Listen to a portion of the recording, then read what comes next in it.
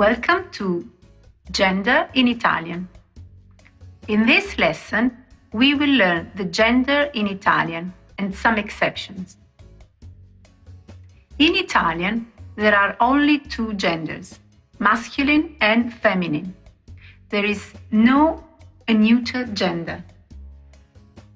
The gender of the nouns can be often established by the endings, but there are some exceptions.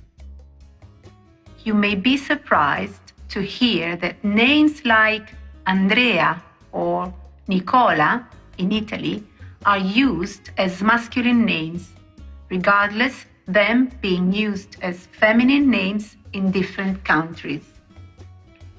There are other names that can be gender confusing to non-Italians, such as Gianmaria, Luca, Rosario. In this section, you learned more about the gender.